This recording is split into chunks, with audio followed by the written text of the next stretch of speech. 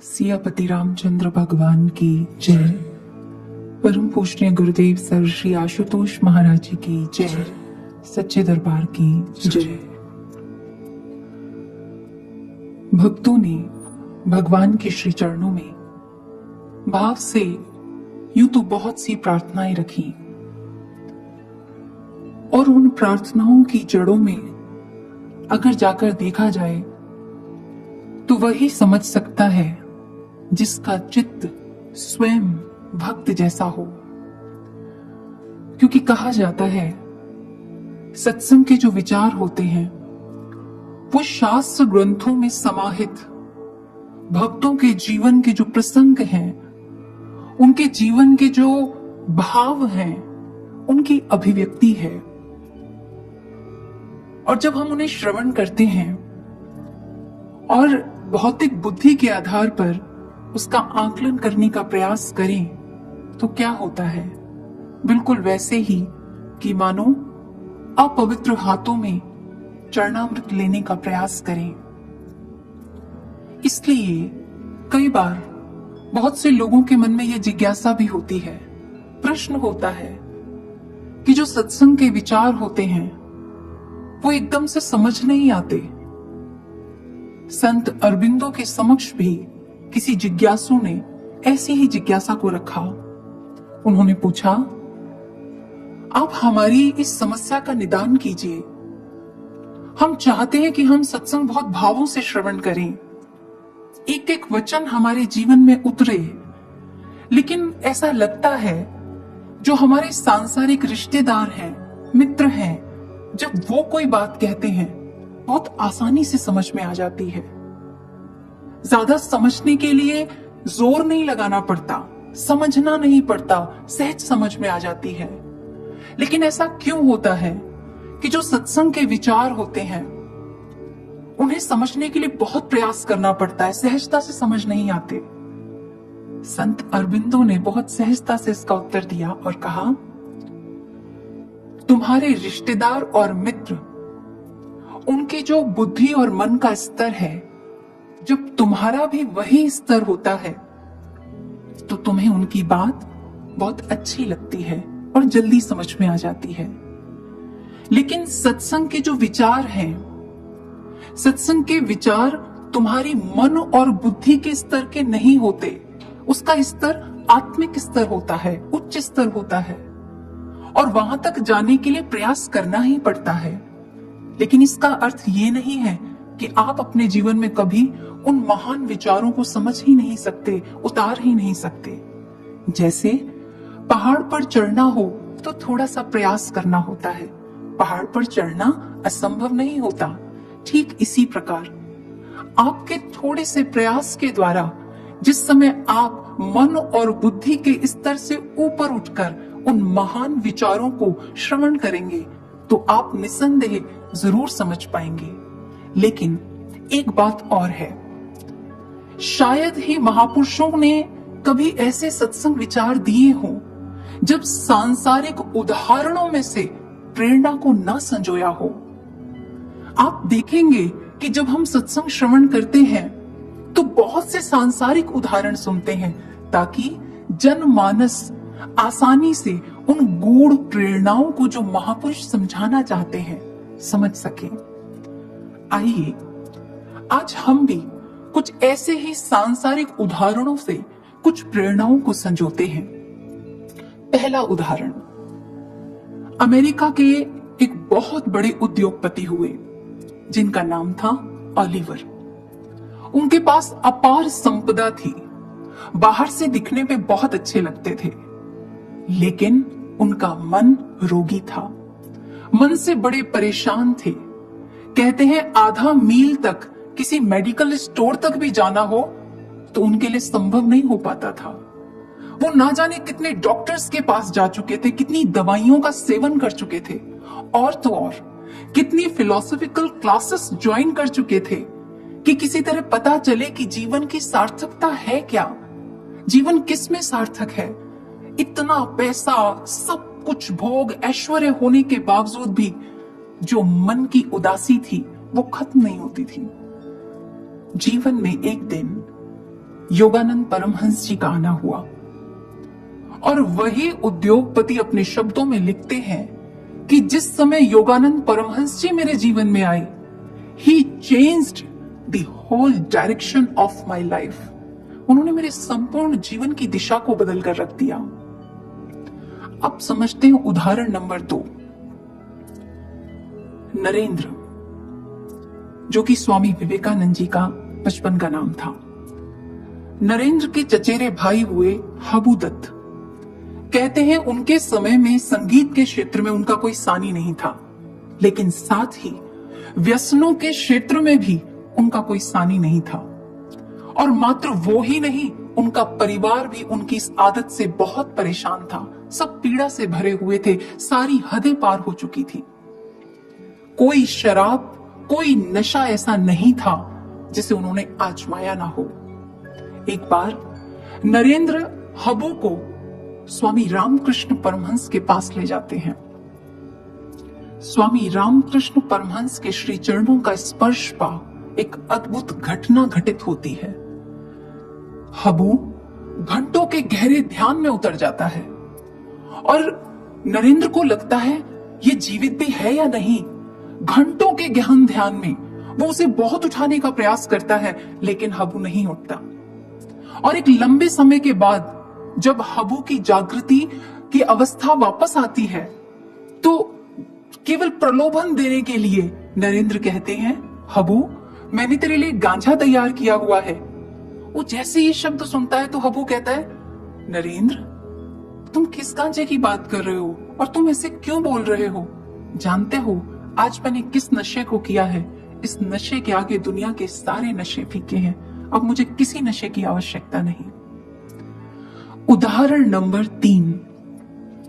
महात्मा बुद्ध के समय की बात है। सावित्री नगर में सोना नाम की महिला रहती थी, जिनकी 10 संतानें थी, भरा पूरा परिवार। उनकी पढ़ाई लिखाई, पालन पोषण, इन्हीं चिंतन में, इन्हीं चिंताओं में उनका अधिकतम समय व्यतीत होता था। बच्चे बड़े हुए, विवाह इत्यादि संपन्न हुए, परिवार और बड़ा हो चुका था, पोते पोतियां हो चुके थे। उनके पति को काफी समय बाद जाके एहसास हुआ कि मैं अपने सारे कर्तव्यों को पूरा कर चुका हूं, मुझे अब संन्यास ले लेना चाहिए, मुझे भगवत भक्ति की ओर अग्रसर होना चाहिए। और वो महात्मा बुद्ध के संग में शामिल हो जाते हैं। लेकिन सोना, जो वो महिला थी, वो अभी भी परिवार की आसक्ति को नहीं छोड़ पाती। उन्हें अपने पोते पोतियों से बहुत लगाव होता है। एक लंबी उम्र को अपने ही बच्चों के बीच में पार करने के बावजूद भी, अपने समस्त कर्तव्यों को पूर्ण करने के बाद भी अभी भगवत भक्ति की ओर उनका रुझान ना था। और उन्हें वही सब अच्छा लगता था। उन्हें लगता था इससे बढ़कर प्रेम कहीं और कहां मिल सकता है, यही जीवन का सब कुछ है। लेकिन समय जैसे जैसे आगे बढ़ा, 10 संतानों के बीच में संपत्ति का बंटवारा हुआ और जो वो मां थी, बुजुर्ग होने चली थी। उन 10 बच्चों के बीच में अब मां बोझ बन चुकी थी। सब एक दूसरे पर उनकी जिम्मेवारी डालने लगे थे। हद तो तब हो गई, इतना क्लेश बढ़ा कि मारपीट तक की नौबत आ गई। सज्जनों, जब इस स्थिति को उस महिला ने महसूस किया तो वो टूट गई। उसका जीवन विषाद पूर्णता में, आप कह सकते हैं, विषाद उसके जीवन पर इतना हावी हो गया मानो वो विषाद की खाई में डूब रही हो। उसे जब कुछ नहीं दिखाई दिया तो महात्मा बुद्ध की शरणागत हुई। जहां वो अपने भाग्य को कोसा करती थी, जहां उसे लगता था कि मेरे जीवन में कुछ भी नहीं है, मैंने अपना जीवन बर्बाद कर दिया, मैंने अपने जीवन में पाया क्या। लेकिन अब जैसे जैसे वो सत्संग को श्रवण करती, उसका विवेक जागृत हुआ और उसे एहसास हुआ, जिन रिश्ते नातों में हम प्रेम खोजने का प्रयास करते हैं, वहां स्वार्थ होता है, ये मोह है, ये आसक्ति है। अगर निष्काम प्रेम इन परिवार के संबंधों का आधार हो तो शायद स्वर्ग से बढ़कर वो परिवार हो। लेकिन संसार में मोह, आसक्ति, स्वार्थ, यही रिश्तों का आधार हुआ करता है। और जिस समय उसे ये एहसास हुआ, कहने को उम्र बहुत कम बची थी, लेकिन रात रात भर साधना में मग्न रहती और नित्य निरंतर आगे बढ़ते हुए इतनी उच्च आध्यात्मिक उन्नति को प्राप्त किया जो वो कभी सोच भी नहीं सकती थी। साधकों, ये 3 उदाहरण हमने श्रवण किए। पहला, एक व्यक्ति जिसके पास बहुत सी दौलत थी, बहुत पैसा था, लेकिन जीवन में सुकून नहीं था, मन की उदासी को कोई दूर ना कर सका। जीवन में महापुरुष का आगमन हुआ तो सब कुछ ठीक हो गया। हमने एक ऐसा उदाहरण भी श्रवण किया कि यश और प्रतिष्ठा से ओतप्रोत जीवन, जिसके इतने फैंस हो, प्रशंसक हो, भला उसे किसी प्रेम की क्या आवश्यकता कि वो कहीं और जाकर प्रेम लेकर आए।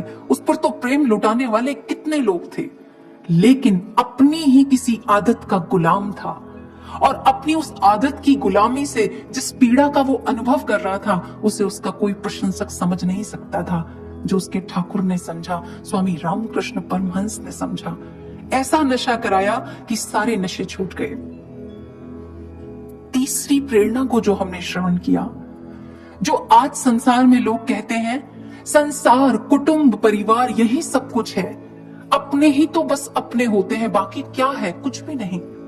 सज्जनों, यूं तो मां और बच्चे का जो प्रेम होता है उच्च कोटि का प्रेम होता है, लेकिन फिर भी कहा जाता है मां जितना प्रेम अपने बच्चे से करती है किसी और के बच्चे से नहीं कर सकती।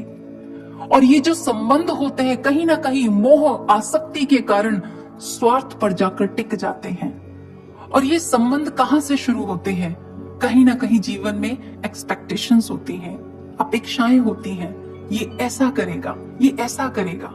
और यदि जीवन में वो एक्सपेक्टेशंस पूरी नहीं होती, वो अपेक्षाएं पूरी नहीं होती, तो इन रिश्तों का अंत, जिन्हें हम कहते हैं वो मेरे बड़े प्यारे रिश्ते हैं, वो मुझे बहुत अच्छे से समझते हैं, इन्हीं रिश्तों का अंत होता है फ्रस्ट्रेशन पर जाकर, झुंझलाहट, चिड़चिड़ाहट। जो चीज कभी इतनी प्रिय लगती थी, आज उसकी ओर देखने का भी मन नहीं करता।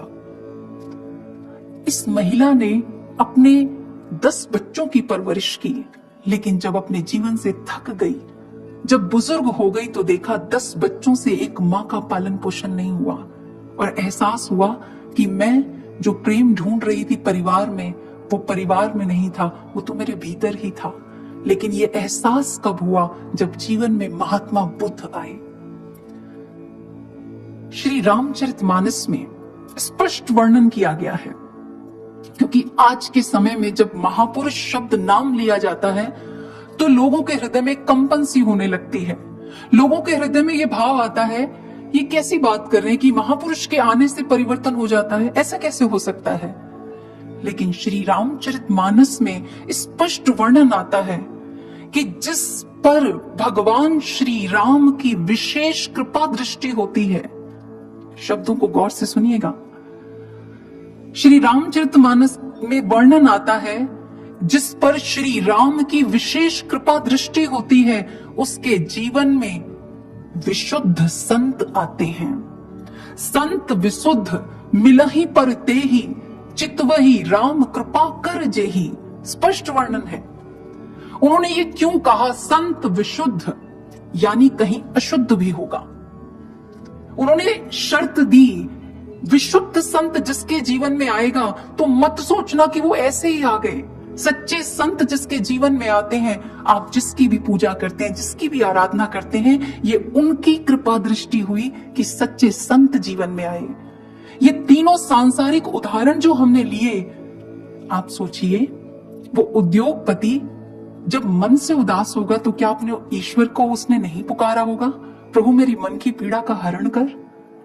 क्या वो हबूदत्त जो संसार में बहुत मान सम्मान को पाए हुए था, बहुत प्रशंसक थे जिसके, क्या उसने जब अपनी ही आदत का गुलाम बनते हुए स्वयं को देखा होगा, पूरे परिवार को परेशान देखा होगा, तो क्या उसने मन से अपने परम पिता परमात्मा को नहीं पुकारा होगा कि आओ प्रभु और मेरी पीड़ा का हरण करो? ये महिला जिसने अपने परिवार में सुख खोजने का प्रयास किया, क्या इसने उस ईश्वर का आराधन नहीं किया होगा, उसे पुकारा नहीं होगा, हे प्रभु आइए और मुझे अपना सच्चा प्रेम दीजिए, अपने सच्चे प्रेम से मुझे नवासिए। महापुरुष का जीवन में आना ये साक्षात भगवत कृपा है। ये हमारे शास्त्र ग्रंथ प्रमाण देते हैं इस बात का। और सज्जनों, जिसके जीवन में महापुरुष आ जाते हैं उस भक्त के सिर्फ एक ही भाव होते हैं कि किसी तरह से वो प्रसन्न हो जाएं। उसके जीवन का एक ही लक्ष्य होता है कि किसी तरह से वो प्रसन्न हो जाएं। काकभूषुंडी जी कहते हैं, एक बार श्री रामचंद्र जी मेरे भावों से प्रसन्न होकर कहने लगे, काकभूषुंडी जी मांगिए, आप क्या मांगते हैं। और मेरे समक्ष उन्होंने बहुत से गुण रख दिए। उन्होंने कहा, तुम रिद्धि लो, सिद्धि लो, वैराग्य लो, संसार के भोग ऐश्वर्य जो चाहते हो बताओ। काकभूषुंडी तुम क्या चाहते हो। और कहते हैं, मैंने सिर्फ हाथ जोड़कर इतना ही कहा, प्रभु आप तो मेरे हृदय की जानने वाले हैं। आपने इतने सारे गुणों का तो बखान किया, लेकिन आपने अपनी निष्काम गूढ़ भक्ति के विषय में नहीं कहा कि हे काकभूषुंडी मेरी इस निष्काम भक्ति को ले ले। प्रभु मुझे ऐसा लगता है भक्तिहीन गुण सब सुख ऐसे, लवन बिना बहु व्यंजन जैसे। इतने स्वादिष्ट व्यंजन हो, उनमें नमक ही ना हो तो क्या फायदा, उनमें क्या स्वाद होगा, कुछ भी तो नहीं।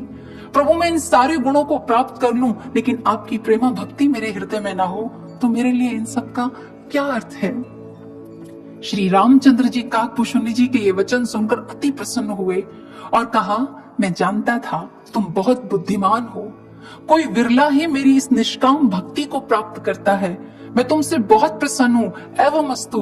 बाकी जितने गुणों का भी मैंने तुम्हें वर्णन किया, ये भी तुम्हें ऐसे ही प्राप्त हो जाएंगे। मैं तुमसे बहुत प्रसन्न हूं। साधकों, ये जो भक्ति है, ये भक्ति कैसी है।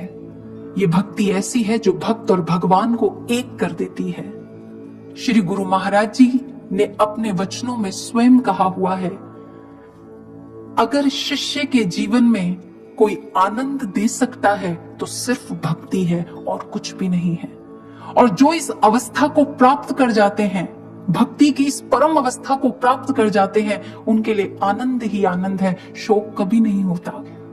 ये घटना है उस समय की जब प्रचार का आरंभिक समय था। उस समय के साधक बताते हैं कि वो महाराज जी को पूरी रात समाधिस्थ देखा करते थे। एक बार सत्संग में उन्होंने अपनी जिज्ञासा को महाराज जी के समक्ष रखा और कहा, महाराज जी जैसे आप दिन भर कार्यरत रहते हैं और हम आपको देखते हैं कि आप पूरी रात समाधिस्थ रहते हैं, गुरुदेव हम पर भी कृपा कीजिए, हमें भी इस समाधि के आनंद को प्रदान कीजिए। हम भी दिन भर कार्यरत रहने के बाद पूरी रात समाधिस्थ होना चाहते हैं। महाराज जी ने जब ये सुना तो महाराज जी कहने लगे, समाधि का आनंद प्रबल आनंद है, इसका त्याग करना तुम्हारे बस की बात नहीं। ये तो पूर्ण गुरु ही है जो इसका त्याग कर सकते हैं। वो अपने विश्व शांति के लक्ष्य की पूर्ति हेतु हर सुबह समाधि का आनंद छोड़कर वापस आ जाते हैं। जिस जिज्ञासु ने ये बात रखी वो महाराज जी के शब्दों की गहराई को शायद समझ नहीं पाया था कि महाराज जी ने क्या शब्द कहे। पूर्ण गुरु अपने विश्व शांति के लक्ष्य की पूर्ति हेतु, महाराज जी ने ये नहीं कहा तुम्हारा लक्ष्य है, वो उनका लक्ष्य है। और महाराज जी ने जो कहा कि वो आनंद छोड़कर हर रोज सुबह वापस आ जाते हैं, वो शायद इन शब्दों को नहीं समझ पाए और उन्हें बस एक ही चीज दिख रही थी, समाधि का आनंद। और उन्होंने बालवत महाराज जी से कहा, अच्छा महाराज जी तो फिर हमारा आनंद। महाराज जी ने कहा तुम्हारा आनंद। हाथ उठाकर महाराज जी ने कहा, गुरु भक्ति ही तुम्हारा आनंद है और जो इस अवस्था को प्राप्त करेगा उसे आनंद ही आनंद है। ये प्रेरणा अद्भुत है, क्योंकि जो भक्ति है ना, ये कभी अकेली नहीं आती। भक्ति की बेल पर प्रेम के पल्लव लगते हैं, प्रेम के पत्ते लगते हैं, प्रमाण सहित बताते हैं। आपने सुना होगा कि जब कोई किसी से प्रीति करता है ना, तो उससे एक विशेष जुड़ाव हो जाता है। वो उसके चिंतन ना भी करे, उसके बारे में ना भी सोचे, स्वतः चिंतन होता है उसका। रामचरितमानस कहती है, बिन परतीति होए नहीं प्रीति। जब तक विश्वास नहीं होता तो प्रीति नहीं होती। जिसे विश्वास हो जाता है उसे प्रीति भी हो जाती है। प्रीति बिना नहीं भक्ति दृढ़ाई। अगर कोई कहे मैं भक्ति तो करता हूं लेकिन मुझे अपने इष्ट से प्रेम नहीं है, तो बेमानी सी बात करता है, क्योंकि उसकी भक्ति दृढ़ हो ही नहीं सकती जब तक उसके हृदय में अपने इष्ट के प्रति प्रेम नहीं है। क्योंकि भगवान अपनी इस भक्ति को देने में कंजूसी बरतते हैं। क्यों बरतते हैं? क्योंकि जिसको वो ये प्रेमा भक्ति दे देते हैं उसका दास बनना पड़ता है प्रभु को। वो प्रभु जिनकी माया सबको बांधती है, वो प्रभु जिनकी माया सबको नाच नचाती है।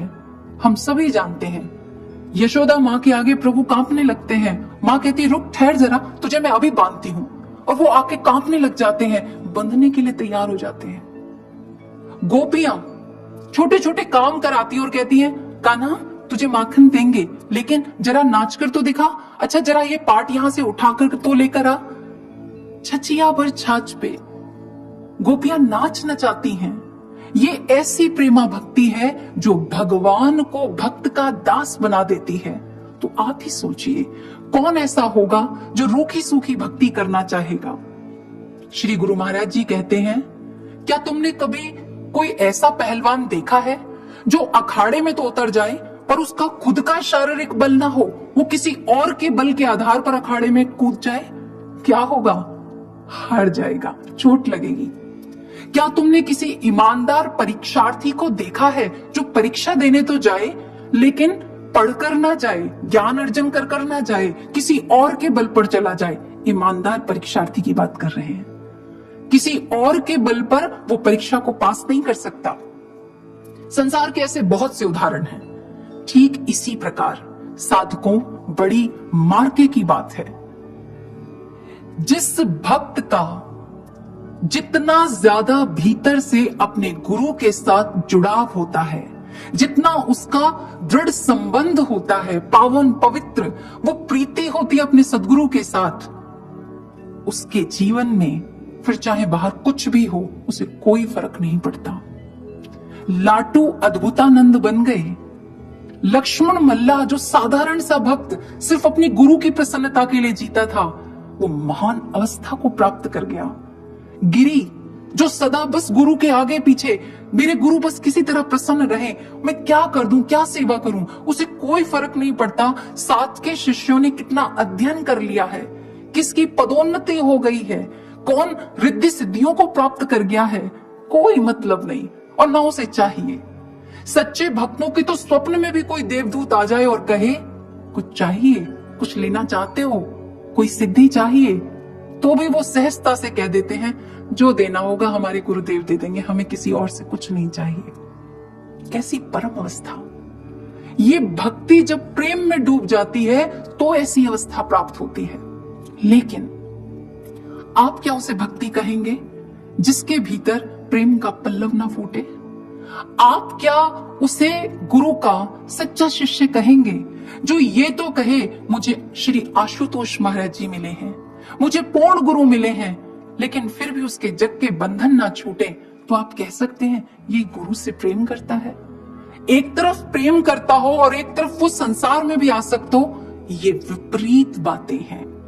और आज इतिहास की एक ऐसी ही घटना को हम श्रवण करेंगे जो हमें इन सभी तथ्यों पर बहुत स्पष्टतः ये दर्शन कराएगी कि साधक के भीतर यदि भीतर प्रेमा भक्ति ना हो, वो भीतरी जुड़ाव ना हो, वो कहने को तो दरबार में चलता फिरता दिखता है, लेकिन उसका क्या हश्र होता है। महात्मा बुद्ध के शिष्य वज्जीपुत्र अपने जीवन के लगभग 20 बसंतों को अपने भिक्षा पात्र में डाल चुके थे। सिकंदर की तलवार में भी क्या धार होगी जो उनके क्रांतिकारी विचार हुआ करते थे। उन्होंने एक अच्छा खासा समय गुरु दरबार में बिताया, लेकिन गुरु ने तो प्रेम किया, वो शायद प्रेम नहीं कर पाए, भीतर से वो जुड़ाव नहीं हो पाया। इसीलिए संसार के आकर्षण ने उन्हें प्रभावित कर दिया और वो आकर्षण इतना ज्यादा उन पर हावी हुआ कि रात रात भर सो नहीं पाते थे। बस वही चीज उनके ऊपर हावी होती थी। और कई बार तो जब आरंभिक समय था तो मन से कई बार भावना उठती थी और प्रार्थना उठती थी, गुरुदेव मुझे बचा लो। गुरुदेव ऐसा लगता है जैसे गिद्धों और चीलों के बीच में कोई छोटी चिड़िया फंस जाती है और उसकी ची ची की आवाज कोई नहीं सुन पाता। गुरुदेव ऐसा लगता है द्रौपदी के समक्ष तो केवल एक दुशासन था, पर मानो मुझ पर तो सारे कौरव ही टूट पड़े हों। मेरी रक्षा करो गुरुदेव, मेरी रक्षा करो। तो कई बार ऐसा भी होता कि मन कहता, क्या है ये अध्यात्म का मार्ग, कितना नीरस, यहाँ कितना अकेलापन है, कौन है हमारे साथ, कोई भी तो नहीं, किसको जाकर अपने मन की बात कहें। और अब मैं थक चुका हूं, अब मैं नहीं चल पाऊंगा इस पथ पर, मैं नहीं चल पाऊंगा और मुझे यहां से चले ही जाना चाहिए। तो वही आत्मा कह उठती, रुक जा वजीपुत्र, रुक जा। विषय विकारों का जो आकर्षण होता है ना, ये सदा रहने वाला नहीं है, ये कोई कलंकित समय है, इसे निकल जाने दे। तू इस समय साधना प्रार्थना का संबल ले। लेकिन अगले ही पल उसके मन में विचार आता, नहीं नहीं, ऐसा कैसे हो सकता है, ऐसा नहीं हो सकता। उसके मन में फिर विचार आता, कितना कठिन पथ है, कितनी कठिनाइयां हैं, जरा सा आगे बढ़ने का प्रयास करो, फिर तूफान आ जाते हैं। मानो हर पल कोई चुनौती देता हो कि आगे बढ़कर तो दिखाओ। ये कैसा है, संसार में तो ऐसा नहीं होता। सत्य के पथ पर जो चलता है उसी को इतनी चुनौतियों का सामना क्यों करना पड़ता है। संसार में तो ऐसा नहीं होता, संसार में देखो सब कितने आराम से रहते हैं। वहीं उसकी आत्मा कहती, भटकाव तो सबके जीवन में आता है, तू अटक गया है, निकल बाहर। लेकिन वो निकलना ही नहीं चाहता था। कारण क्या था? क्योंकि जड़ें खोखली थी, बाहर की आंधी ने पेड़ को हिला दिया था। और हिलाने के बाद क्या होता है? गुरु ने तो अंतर गगन में उड़ना सिखाया था। गुरु ने तो ये सिखाया था कि जब विषय विकार हो, जिस समय कुविचार हावी हो, तो वहां से मन को मोड़ दो। गुरु ने तो ये सिखाया था अंतर में जुड़ना है। लेकिन जो मुड़े ना, जुड़े ना, तो उसकी क्या सदगति होगी? सज्जनों, बहुत से ऐसे साधक हैं जिनके मन में ऐसे प्रश्न उठते होंगे कि क्यों संकल्प को विकल्प मिल जाता है, क्यों जब इस पथ पर चलते हैं तो क्यों इतनी चुनौतियां आती हैं, क्यों हम आसानी से इस मंजिल को प्राप्त नहीं कर सकते, हम प्रेमी भक्त आसानी से क्यों नहीं बन सकते। जिन लोगों को लगता है कि सत्य के पथ पर ही ज्यादा चुनौतियां आती हैं, जो भगवान से प्रेम करने के लिए निकलते हैं, उन्हीं की ज्यादा परीक्षा होती है। आइए इसी संसार का एक उदाहरण लेते हैं। 1989 में आयरिश परिवार में एक बच्चे का जन्म हुआ। बच्चा जैसे ही थोड़े से होश में आया, बड़ा हुआ, तो पता नहीं उसके मन में कैसे एक भाव आया कि मैं जिम्नास्ट बनना चाहता हूं। जब ओलंपिक्स होगा तो मैं जिम्नास्टिक के तहत बहुत से करतब दिखाऊंगा, एक कीर्तिमान स्थापित करूंगा। और वो अपने इस जुनून से, अपने इस लक्ष्य से इतना प्रेम करने लग जाता है, उसे किसी की बात अच्छी नहीं लगती, बस वो उसी के इर्द गिर्द घूमता रहता है कि जिम्नास्ट कैसे बनते हैं, कैसे बना जाता है। लेकिन जैसे ही वो 10 साल का हुआ, उसके लेफ्ट पैर में ट्यूमर हो गया। डॉक्टर्स ने कहा सर्जरी करनी पड़ेगी। सर्जरी भी हुई। डॉक्टर्स की गलती के कारण कोई नस दब गई, जिससे उस बच्चे को व्हील चेयर पे आना पड़ा। अब डॉक्टर्स ने कहा बहुत मुश्किल होगा तुम्हारा पैरों पर खड़े होना, लेकिन उसे किसी की बात का कोई फर्क ही नहीं पड़ता था। 15 महीनों के अंदर अंदर वो बच्चा अपने पैरों पर खड़ा हो गया। वो बच्चा जब व्हील चेयर पर चलता था, क्योंकि छोटा था, तो साथ के बच्चे अक्सर ऐसे अपशब्दों का प्रयोग करते थे जो शायद किसी को सुनना अच्छा ना लगे, लेकिन वो बाकी सब बातों के प्रति बिल्कुल बहरा हो चुका था। ना रिएक्ट करता था, ना सुनता था। उसे तो बस एक ही चीज दिखती थी, जिम्नास्ट बनना है। अभी 8 महीने ही हुए थे कि जब वो ठीक हो गया था कि अब प्रैक्टिस करनी स्टार्ट कर दी थी। 8 महीने ही हुए थे कि प्रैक्टिस करने के दौरान फिर उसका एक्सीडेंट हो गया, चोट लग गई प्रैक्टिस करते वक्त। और अब तो स्थिति इतनी दयनीय थी कि जरा हरकत में आता तो बेहोश हो जाता। अब की बार डॉक्टर्स ने स्पष्ट कह दिया, जिम्नास्ट बनना तो बहुत दूर की बात है, तुम कभी अपने पैरों पर भी नहीं खड़े हो पाओगे। और आप जानते हैं, उसे अपने लक्ष्य से प्रेम था, जुनून था उसके भीतर। उसने पुनः वही अपने भीतर उस भावना को जागृत रखा। मानो उसे कोई फर्क ही नहीं पड़ता था कि बार बार कोई महल बनाता हो और बार बार आकर उसका कोई महल तोड़ जाता हो, और वो पुनः पूरे इरादों से, पूरी शिद्दत के साथ अपने महल को खड़ा करने में लग जाता हो। इस बार भी लगभग 2 से 3 वर्ष के अंदर वो बच्चा खड़ा हो गया। सब जगह उसका नाम पड़ा बॉय ऑफ मिरेकल। चमत्कारी लड़का। लेकिन कहते हैं ना, जिसे जितना ज्यादा अपने लक्ष्य से प्रेम होता है, उसकी परीक्षा भी उतनी ही होती है। जिस समय 2010 में इसे पार्टिसिपेट ही करना था, मात्र 6 हफ्ते पहले पैर का लिगामेंट टूट गया। क्या कहेंगे आप? अभी और कितनी बाधाएं आएंगी? इस बच्चे की रिएक्शन क्या थी? क्या हो गया? अभी और मौका आएगा आगे। फिर अपने आप को खड़ा किया, और उसके बाद जब अगली साल 2011 में गेम्स हुए तो इस बच्चे ने 3 पदक जीते। उससे अगली साल जब गेम्स हुए तो इसने अपने देश का प्रतिनिधित्व किया। ये आयरिश परिवार का बच्चा किएरन नाम का खिलाड़ी है। इतने तूफान, इतने झंझावात, कौन कहता है कि सिर्फ अध्यात्म में चुनौतियां आती हैं? चुनौतियां तो सब जगह आती हैं, लेकिन जिसने कभी अपने मन में ऐसा संकल्प ही ना लिया हो, मुझे प्रेमी भक्त बनना है, मुझे अपने प्रभु के निष्काम प्रेम को पाना है, मुझे सिर्फ देना है, मुझे उनसे कुछ चाहिए नहीं, मुझे अपना सब कुछ देना है, ऐसा भक्त जिसके भीतर प्रेम ना हो, वो उन चुनौतियों से घबरा जाता है। आज संकल्प विकल्पों के बीच में अंत में वज्जीपुत ये निर्णय ले लेता है, अब मैं नहीं चल सकता इस पथ पर, बहुत हो गया, और सोचता है सुबह सूर्य उदित होने से पहले मैं यहां से चला जाऊंगा। सब ध्यान में बैठे होंगे, किसी को क्या पता चलेगा? वो जो कभी कहता था कि ध्यान में ये लोग तो क्या, परलोक का भी पता चल जाता है, आज कहता है किसी को क्या पता चलेगा।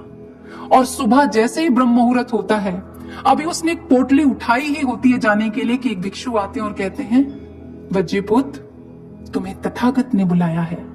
तो एकदम धक से रह जाता है, क्या उन्हें पता है मेरे बारे में? क्या वो मेरे बारे में जानते हैं? और फिर अपने ही मन से प्रश्न करता है, नहीं ऐसा कैसे हो सकता है, नहीं ऐसा नहीं हो सकता, अभी मिलकर आता हूं, जो मैंने सोच लिया मैंने तो करना ही है। जैसे ही तथागत की कुटिया में पहुंचता है, तथागत कहते हैं, वज्जीपुत, तुम इतने साल गुरु दरबार में रहे, क्या लेकर जा रहे हो? मात्र एक पोटली, बस यही कमाया तुमने?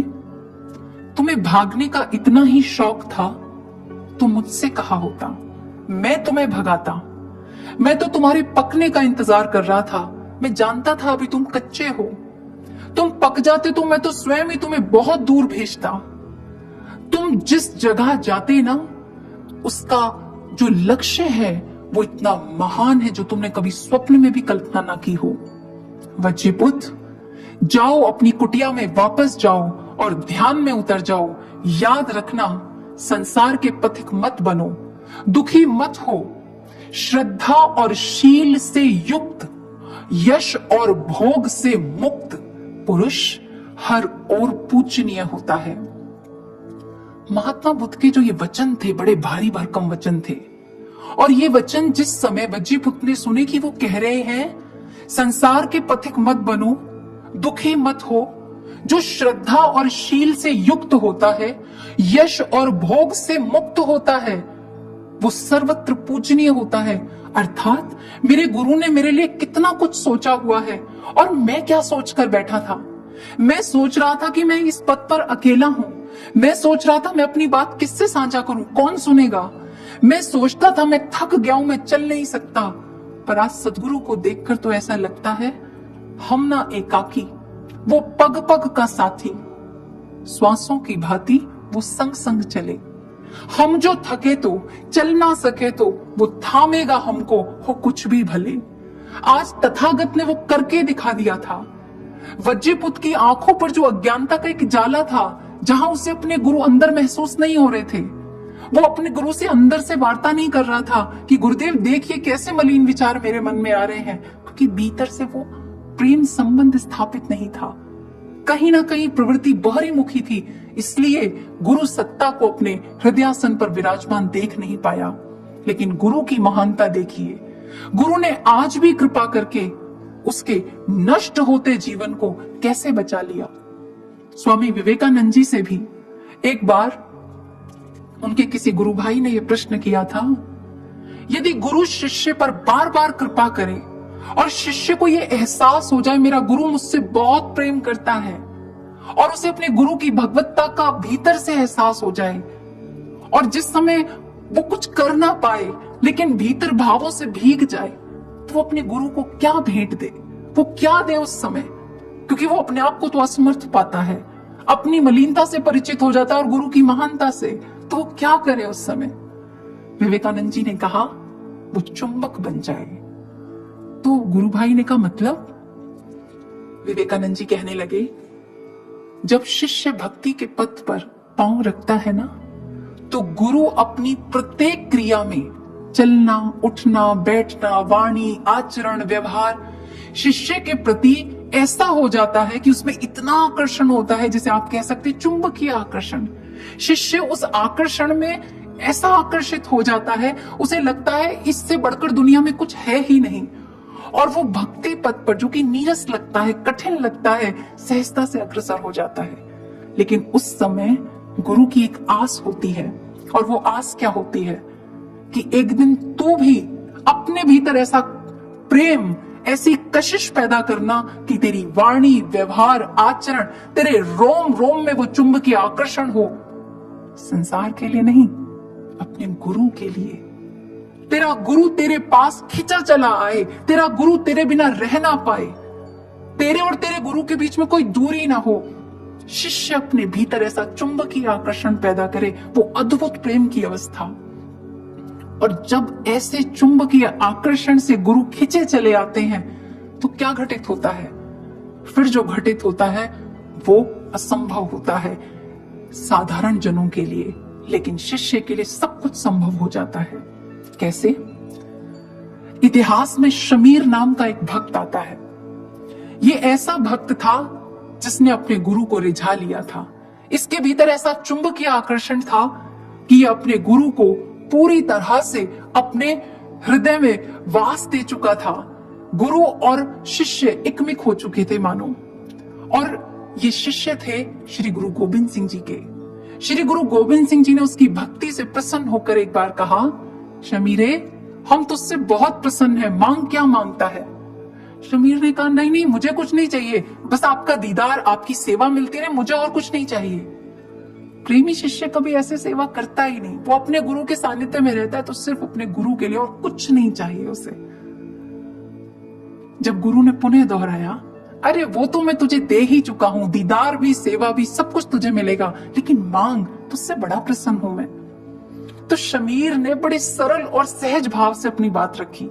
उसने कहा, गुरुदेव, मैंने गुरु दरबार में सत्संग में एक बात सुनी है कि जो भक्ति पथ होता है बड़ा कठिन होता है, जन्मों जन्मों की यात्रा होती है, और उस पर भी विषय, विकार, मन, ये अपने शत्रु बन जाते हैं।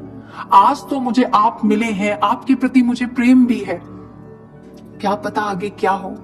अगर आप कुछ देना ही चाहते हैं ना, तो कृपा करिए, मुझे इसी जन्म में अपना बना लीजिए, मैं आपको इसी जन्म में पाना चाहता हूँ। हे गुरुदेव, मुझ पर कृपा कीजिए, मैं आपका निष्काम प्रेमी बनना चाहता हूँ। गुरु ने जैसे ही इस प्रार्थना को श्रवण किया, गंभीर हो गए और कुछ ना बोले। 2 दिन बीत गए। शमीर फिर दोबारा समक्ष आया, लेकिन कुछ मांगने के लिए नहीं, तो अपने सेवा कार्य में रत था। पुनः गुरु उसी अवस्था में वापस आए हो मानो, और प्रसन्नता की मुद्रा में कहा, शमीर, हमने तुझे कहा था ना, तू कुछ मांग, तो मांगना, हम तुझसे बहुत प्रसन्न हैं। शमीर ने पुनः कहा, गुरुदेव, मुझे तो जो कहना था मैंने 2 दिन पहले ही कह दिया, अब आगे आपकी इच्छा, मुझे तो बस आपको पाना है और कुछ नहीं पाना। गुरुदेव ने गंभीरता से कहा, देख शमीर, हमने तेरे कर्मों के लेखे जोखे को देखा है, उस हिसाब से अभी तुझे कई योनियों तक, निम्न योनियों में जाना पड़ेगा, कई जन्मों तक निम्न योनियों में जाना पड़ेगा, इसलिए तू कुछ और मांग ले। शमीर कहने लगा, सकल जग में पतित पावन तुम्हारा नाम जाहिर है, अगर मुझ एक पापी को प्रभु तारो तो क्या होगा? कृपा सिंधु मुझे अपना बना लोगे तो क्या होगा? किस नाचीज के दिल में फकत इतनी तमन्ना है कि चरणों से प्रभु अपने लगा लोगे तो क्या होगा? कृपा सिंधु मुझे अपना बना लोगे तो क्या होगा? आप मेरे कामिल मुर्शिद हैं, मेरे रब हैं, मेरे सब हैं। मुझे पता है आपके लिए कुछ भी असंभव नहीं। प्रभु, आगे आपकी इच्छा। मेरे गुरु तो सर्व सामर्थ्यवान हैं, ये लेखे जोखे की क्या औकात। शिष्य के ऐसे पगे हुए भावों को देखकर गुरु इतने प्रसन्न होते और कहते हैं, जा शमीरे, तुझे वरदान दिया, तू इसी जन्म में हमें प्राप्त करेगा, तेरी 84 इसी जन्म में कटेगी। शमीर प्रणाम करता है और बस अपने कक्ष में वापस चला जाता है। रात को उसे एक स्वप्न आता है। स्वप्न में वो क्या देखता है? वो एक श्वान की योनि में गया, उसके बाद मृत्यु को प्राप्त हुआ सूकर की योनि में गया, फिर मृत्यु को प्राप्त हुआ और ना जाने कितने जीव जंतुओं की योनि को उसने भोगा, और अंत में जब मनुष्य तन को प्राप्त किया तो उसका बहुत बड़ा परिवार उस राज्य में अकाल पड़ गया, भूखमरी, जगह जगह भटक रहा है, भूख प्यास से व्याकुल। और किसी जंगल में जब अपने परिवार के साथ पहुंचा तो वहां एक पीलू का वृक्ष दिखाई दिया, वहां एक पीलू का वृक्ष नजर आया, और जब वहां उसने फल देखे तो वो उस पेड़ पर चढ़ गया। पेड़ पर चढ़कर फल तोड़ तोड़कर अपने परिवार को देने लगा और खुद भी खाने लगा। अचानक उसका पांव एक कमजोर डाली पर पड़ गया और जिसके कारण वो नीचे गिर गया। उधर वो डाली से नीचे गिरा और उधर उसका स्वप्न टूट गया। जिस समय स्वप्न टूटा इतना घबराया हुआ था, ऐसा लगा उसके साथ सब कुछ साक्षात घटित हुआ हो। जब वो कुल्ला करने के लिए गया तो देखा उसके दांत में पीलू के फल का जो बीज था वो अटका हुआ था। उसके मन में दो प्रश्न उठे। अगर ये स्वप्न हकीकत था तो मैं जंगल में कैसे पहुंचा, और यदि ये स्वप्न झूठ था तो मेरे दांत में इस फल का बीज कैसे आया। चूंकि वो एक प्रेमी भक्त था, अपने गुरु से खुद छिपाना नहीं जानता था, वो बिल्कुल सहज और सरल था, अपने गुरु के समक्ष पहुंच गया। मन में बड़ा द्वंद्व चल रहा था, ये सब क्या है। और जैसे गुरु चरणों में प्रणाम किया, गुरु ने अंतर्यामी मुस्कान बिखेरते हुए कहा, क्या सोच रहे हो? शमीर ने कहा, गुरुदेव, वो रात का स्वप्न। गुरुदेव ने कहा, हमारा वरदान, वो तो हमारा वरदान है। उन्होंने कहा, आपका वरदान मतलब? उसमें तो मैं इतनी योनियों में गया। उस समय गुरुदेव ने कहा, तूने ही तो हमसे मांगा था कि इसी जन्म में मैं आपको पालूं। तो शमीर ने कहा, गुरुदेव, तो वो जो सारा स्वप्न था वो सब कुछ मुझे सच में भोगना था? गुरुदेव ने कहा, हाँ, शताब्दियों तक जन्म लेकर तूने उन निम्न योनियों को भोगना था। गुरु ने जो आशीर्वचन कहे बहुत अद्भुत थे। शमीरे, मैं तुझसे इतना प्रसन्न था, तेरे प्रेम भावों से मैं इतना प्रसन्न था कि तेरे सारे कर्मों को एक ही स्वप्न में काट दिया।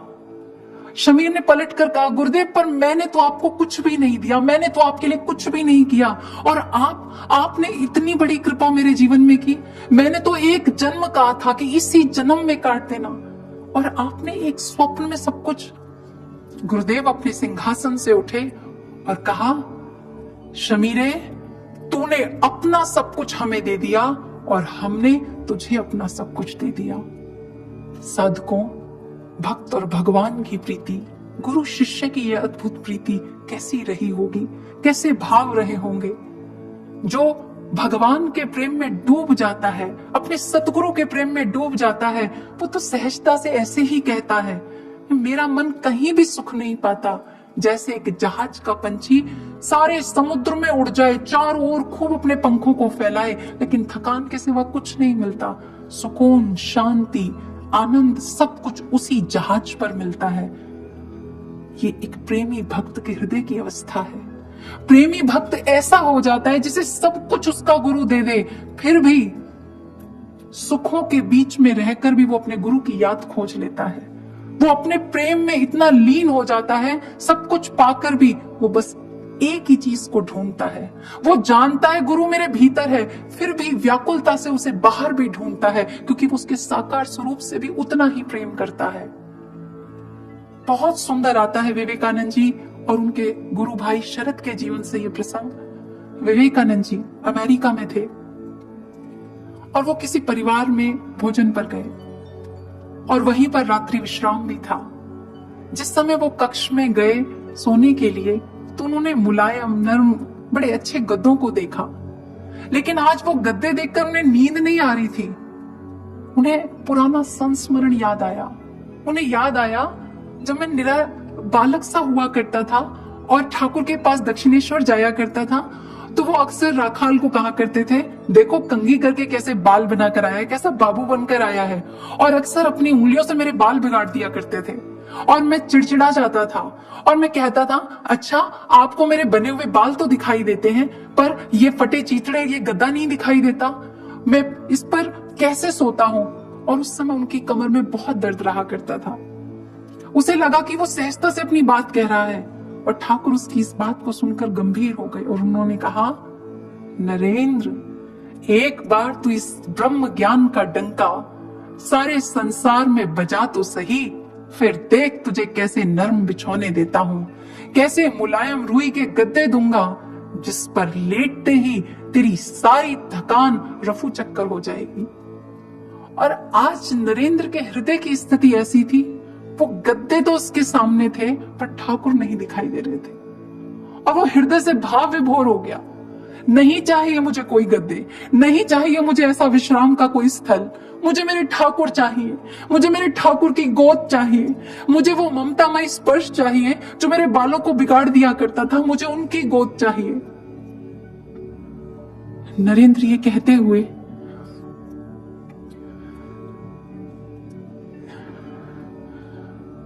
जैसे ही अपने ठाकुर को याद करते हैं,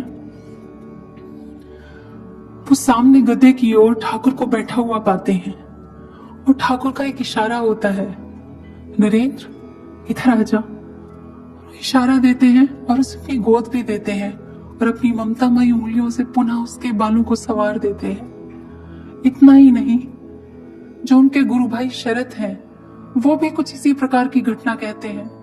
वो कहते हैं, मेरे गुरु का किसी एक से संबंध नहीं था, आत्मिक स्तर पर उनके बहुत से पुत्र व पुत्रियां थे, वो सबसे बहुत प्रेम करते और हम उनके प्रेम को ना समझ पाए। एक बार जब उन्होंने अपने गुरुदेव की तस्वीर को अपने सूटकेस से निकालकर, जहां वो ठहरे हुए थे न्यू जर्सी अमेरिका में, उस महिला को दिखाया जिनके घर थे वो, कि मेरे गुरुदेव हैं।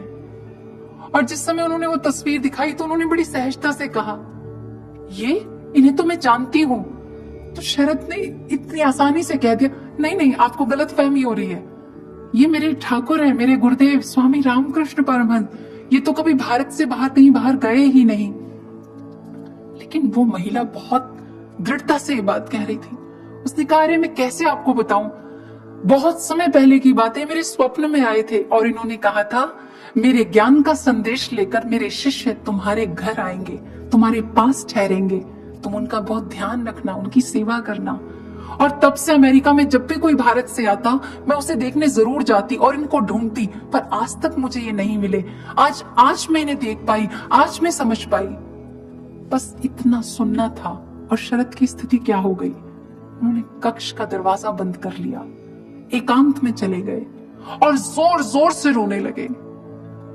उनका रोना मात्र था कि ठाकुर सामने आ गए। ठाकुर ने कहा, ऐसे रोता क्यों है, क्यों रो रहा है? शरद के लिए गुरु का सामने आना क्या था? उसका सब कुछ था। और उस समय जो ठाकुर ने वचन कहे वो उसके लिए अद्भुत थे। शरद ठाकुर को कहता है, मैं कितना मूर्ख था, मुझे लगता था कि मैं ठाकुर को बताऊंगा कि विदेश में इतना प्रचार फैल गया है। मुझे लगता था कि ये महिला हमारे प्रभाव से प्रभावित होकर हमारी सेवा कर रही है। पर ठाकुर, आप पहले ही प्रचार कर चुके थे, आप पहले ही यहां पर आ चुके थे, आपने इसे आज्ञा लगाई थी मेरे बच्चों का ध्यान रखना, और ये तब हमारी सेवा कर रही है। मैं कितना मूर्ख था। गुरुदेव, आप हमारी सारी व्यवस्था पहले ही कर चुके थे। ठाकुर ने उसे बीच में टोकते हुए कहा, कर चुका था नहीं, करता हूं। तुम जब भी थकोगे, तुम्हारे विश्राम की व्यवस्था मैं करूंगा। तुम जब भी गिरोगे, दौड़कर तुम्हें थाम लूंगा।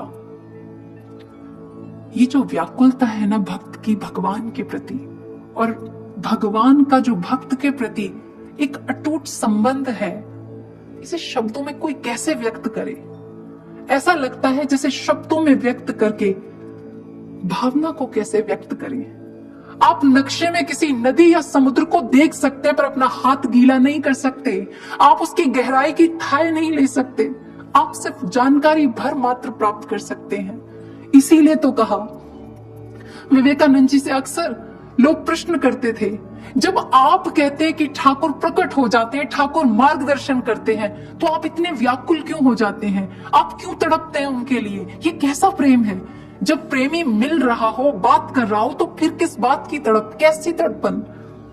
उस समय विवेकानंद जी ने कहा, मेरे जो ठाकुर है ना, तो मन और बुद्धि के स्तर पर नहीं मिलते, उनका बहुत उच्च स्तर है। अगर तुम मुंबई में हो और मैं बेलूर में हूं और तुम्हें मुझसे मिलना हो, तो तुम्हें इसके लिए क्या करना होगा? तुम्हें इसके लिए बेलूर आना होगा। ठीक इसी तरह जिस स्तर पर मेरे ठाकुर मिला करते हैं ना, उसके लिए उस स्तर तक जाना पड़ता है। जब मैं सांसारिक कार्यों में लगा होता हूं ना, तो मेरा मन विचार सब संसार में खोए रहते हैं। सब ओर से मन हटाकर अपने मन को तृतीय नेत्र में स्थिर करके जब मैं ऊपर उठता हूं अपने मन बुद्धि के स्तर से, तब मेरे ठाकुर मिलते हैं। मेरे ठाकुर इतनी आसानी से नहीं मिलते। सज्जनों, कबीर जी ने इस अद्भुत प्रेम के लिए कहा है, ये प्रेमा भक्ति अति विशुद्ध है, अति उत्तम है, पर इसे निभाना बड़ा कठिन है। बिल्कुल वैसे जैसे मोम के घोड़े पर बैठकर कोई कहे, अब आग में चलो। अपने अस्तित्व को मिटाना पड़ता है। बीज सोने की जमीन पर नहीं पनपता। मछली को दूध नहीं चाहिए, पानी चाहिए। बीज को मिट्टी चाहिए। बिल्कुल वैसे ही भक्त और भगवान यदि एक होना चाहते हैं, तो फिर उसमें और कोई तीसरा नहीं चाहिए। दिल का हुजरा साफ कर जाना के आने के लिए, ध्यान गैरों का हटा उसके बिठाने के लिए। क्योंकि ये हृदय का हृदय से नाता है, बहुत गहराई तक जाता है। हर युग की कहानी है, वक्त इसे दोहराता है। गुरु के बनाए सांचे में जो प्रसन्नता से ढल जाएंगे, स्नेह रखो वो आएंगे, जीवन धन्य बनाएंगे। क्या है प्रेम, कौन है प्रेमी, गुरुवर आकर स्वयं दर्शाएंगे, गुरुवर आकर स्वयं दर्शाएंगे। बोलिए परम पूजनीय गुरुदेव सर्व श्री आशुतोष भगवान की जय, सच्चे दरबार की जय जय।